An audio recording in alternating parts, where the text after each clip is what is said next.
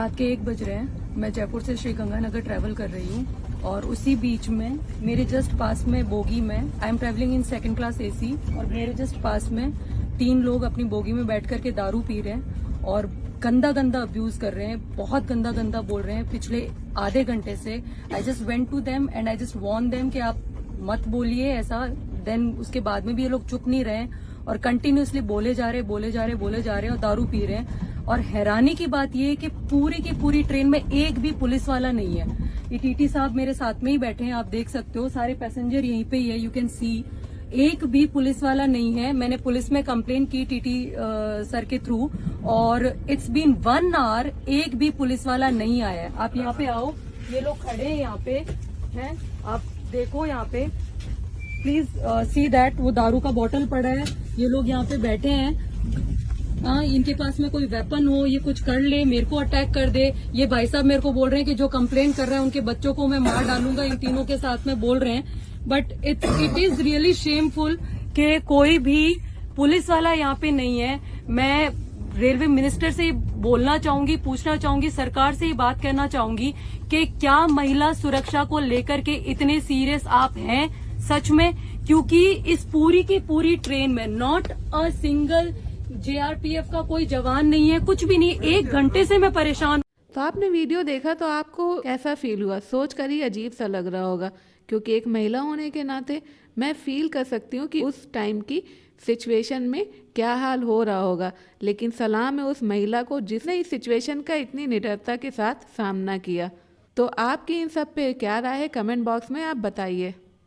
तो good morning friends, कैसे हैं आप सब? तो सुबह के 4:30 बजने के साथ ही मैं आपके सामने आ गई हूँ आज का यानी 18 दिसंबर का top 6 most important current affairs. और आज का लेक्चर बहुत ही ज्यादा स्पेशल होने वाला है, तो फटाफट से उठ के बैठ जाइए और आपके हाथ में कॉपी और पेन जरूर होना चाहिए। जितना भी आंसर आपका सही होता है वो आप ईमानदारी के साथ वीडियो के एंड में उसको बताइएगा कि आपका कितना सही गया और कितना गलत किया। और साथ ही साथ मैंने आपको पूरी वीक की भी वीडियो दे दी थी, अगर आपने उसको नहीं देखा है तो आप वो जाके देख सकते हैं। उन सब की लिंक डिस्क्रिप्शन बॉक्स में है और उसके साथ ही साथ इन सारी वीडियो की पीडीएफ आपको मेरे टेलीग्राम चैनल पे मिल जाएगी। तो टेलीग्राम चैनल का भी लिंक डिस्क्रिप्शन बॉक्स में दिया हुआ है। तो चलिए शुरू करते हैं आज का अपना इंपॉर्टेंट लेक्चर, जिसमें पहला क्वेश्चन हो जाएगा द टर्म वकायामा सोर्यू, जो कि रिसेंटली न्यूज में देखी जा रही है, तो वो किससे रिलेटेड है? तो आपका ऑप्शन हो जाएगा A an asteroid, B a fossil, C an artwork and D tradition. तो आपका इसमें आंसर हो जाएगा बी ए फॉसिल। तो इसके बारे में भी देख लेते हैं कि आखिर ये है क्या। तो जापान के वकायामा में एक शिकारी जो कि मोसासौर है, उसका फॉसिल देखने को मिला है और उसी के नाम पे उसका नाम रखा है वकायामा सौर्यू, जिसका अर्थ होता है ब्लू ड्रैगन, जो कि आप पिक में देख पा रहे हैं। और लगभग अगर देखा जाए तो पूरे 72 मिलियन साल पुराने फॉसिल की खोज हुई है और इसको खोजने वाले जो हैं वो है रिसर्चर अकीहोरो मिसाकी, और इन्होंने 2006 में इसको खोजा था। और रिसेंटली इस पर एक डिटेल स्टडी जो है वो पब्लिश हुई है और ये पब्लिश हुई है सिस्टमेटिक के जर्नल में। और ऐसा बताया जा रहा है कि ये बिल्कुल एक मैसिव, ये जो आप देख रहे हैं तो इसी का नाम है वकायामा सौर्यू। तो ये एक सी मॉन्स्टर की तरह यानी एक राक्षस की तरह दिखता है और अगर देखा जाए तो इसका सर है वो एकदम मगरमच्छ की तरह है। आप देख भी सकते हैं कि इसमें किस तरह इसके सर को दिखाया गया। तो बताया गया कि इसका सर जो है वो एकदम मगरमच्छ की तरह लगता है और साथ ही साथ इसके जो फिलिपस हैं वो भी बहुत अजीबो गरीब हैं। तो इससे क्या हो रहा है कि जो प्री हिस्ट्रिक में मरीन प्रीडेटर्स हैं तो उनके बारे में कुछ नई नई चीज़ें देखने को मिल रही है। अब हमारा नेक्स्ट क्वेश्चन जिसमें पूछा गया कि हाल ही में खबरों में दिख रहे नवाफ अल अहमद अल जबर अल सबा का 86 साल की उम्र में निधन हो गया, तो वो किस देश से संबंधित है? तो आपका ऑप्शन हो जाएगा A Kuwait, B Qatar, C Oman and D UAE. तो इसका आपका आंसर हो जाएगा ए कुवैत। तो ये न्यूज़ में क्यों है वो भी देख लेते हैं। तो ये जो नवाब अल अहमद हैं ये कुवैत के इमीर हैं, यानी वहाँ के महामहिम आप बोल सकते हैं, के निधन पर प्रधानमंत्री नरेंद्र मोदी जी ने उनकी फैमिली और वहाँ कुवैत के लोगों के प्रति अपनी संवेदना व्यक्त की है। तो इनके बारे में थोड़ी बात कर लेते हैं। तो इनका जन्म 5 जून 1937 को कुवैत सिटी में हुआ था और 1978 में कुवैत नेशनल गार्ड के चीफ भी बने थे और 1988 में इराक ईरान वार के दौरान इनको डिफेंस मिनिस्टर के रूप में भी अपॉइंट किया गया था। और गल्फ वार जो कि 1990 में हुआ था, उसमें भी इनका एक इम्पॉर्टेंट रोल है। अपने भाई की मौत के बाद 30 सितंबर 2020 से लेकर अब तक ये कुवैत के एमिर थे। अब इस टाइम कुवैत के एमिर कौन बने हैं तो ये आपको कमेंट बॉक्स में बताना है, क्योंकि बहुत ज़्यादा न्यूज़ पे चल रहा है, तो आपको इसके बारे में पता होना चाहिए। नेक्स्ट है एक्सपेक्स स्कीम किस मंत्रालय द्वारा संचालित की जाती है। तो ये एक्सपेक्स स्कीम है क्या और ये किसके द्वारा संचालित हो रही है, पूरा हम इसके बारे में देखेंगे। तो आपका ऑप्शन हो जाएगा A ministry of electronic and information technology, B ministry of agriculture, C ministry of science and technology, D ministry of commerce. तो आपका इसमें आंसर हो जाएगा A ministry of electronic and information technology. इसके बारे में भी देख लेते हैं। तो गवर्नमेंट जो है वो 10 करोड़ तक के आवंटन के साथ स्कीम को लॉन्च कर रही है, और ये स्कीम जो है वो इलेक्ट्रॉनिक कंपोनेंट्स और सेमीकंडक्टर के मैन्युफैक्चरिंग के प्रमोशन को लेकर है। और इसका एम है कि जो इलेक्ट्रॉनिक कंपोनेंट्स है और सेमीकंडक्टर है उनके मैन्युफैक्चरिंग को और ज़्यादा बूस्ट करना, और साथ ही साथ ग्लोबली इंडिया को एक इलेक्ट्रॉनिक हब के रूप में इस्टेब्लिश करना, ये स्कीम का एम है।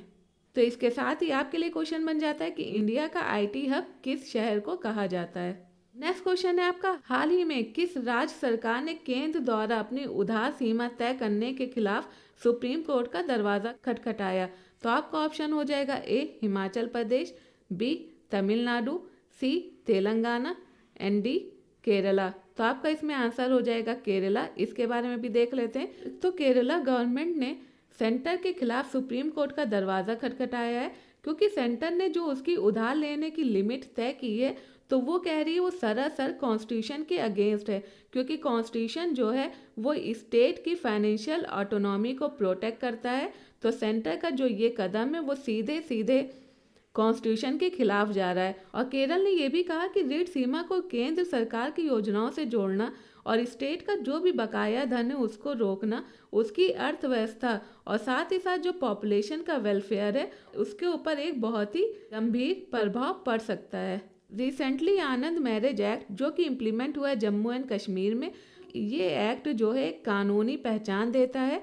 तो ये किस चीज़ से रिलेटेड है? आपका हो जाएगा intercaste marriage, B interfaith marriage, C Sikh marriage and wedding rituals, D Hindu marriage and rituals. तो इसका आंसर हो जाएगा आपका C Sikh marriage and wedding rituals. इसके बारे में भी देख लेते हैं।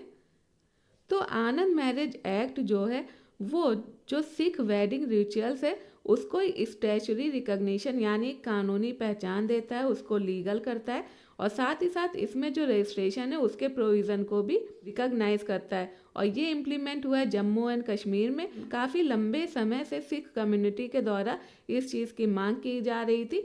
तो एक ऐतिहासिक एक्ट कहा जा सकता है कि अब जम्मू एंड कश्मीर में आनंद विवाह पंजीकरण के लिए अलग नियम अधिसूचित किए गए हैं। फिर है who is the treasure of Shri Ram Janmabhoomi Teerth trust overseeing Ram temple preparations. Ram मंदिर के तैयारियों की देखरेख करने वाले श्री राम जन्मभूमि तीर्थ ट्रस्ट के कोषाध्यक्ष कौन है? तो आपका ऑप्शन हो जाएगा A Mahant Nritya Gopal Das, B Govind Devagiri, C Champat Rai and D Nripendra Mishra. तो आपका इसमें आंसर हो जाएगा बी गोविंद देवागिरी। इसके बारे में भी जान लेते हैं। और ये आपका न्यूज़ में बहुत ज़्यादा बना हुआ है क्योंकि राम मंदिर का अभी उद्घाटन होने वाला है जनवरी 2024 में। तो यूपी के जितने भी एग्ज़ाम है और कहीं पूछा ना जाए लेकिन यहाँ पर पूछने के चांसेस ज़्यादा बनते हैं। तो लगातार इससे जितने भी करंट अफेयर्स आ रहे हैं मैं इसे अपनी क्लास में कवर करा रही हूँ।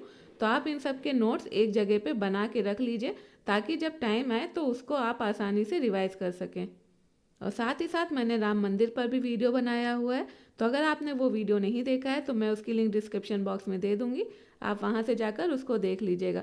तो गोविंद देवागिरी जो हैं वो श्री राम जन्मभूमि तीर्थ ट्रस्ट के कोषाध्यक्ष हैं जो कि प्रस्तावित उद्घाटन से पहले उत्तर प्रदेश में जो अयोध्या में राम मंदिर है उसकी तैयारियों की देखरेख कर रहे हैं। और इसमें जटायु जैसी मूर्ति की भी स्थापना की जा रही है जिनका कि रामायण में बहुत ज़्यादा महत्व है।